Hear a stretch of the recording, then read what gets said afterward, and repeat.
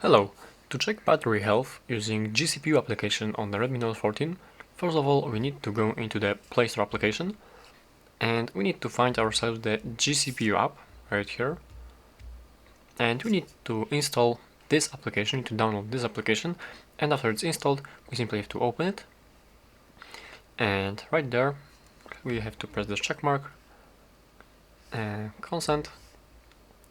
And alright, right here we have the battery. You simply press on it and we have to press on this, wait for the there's possibility that right here we'll have the ad, so we have to wait until the ad is done and you can skip this.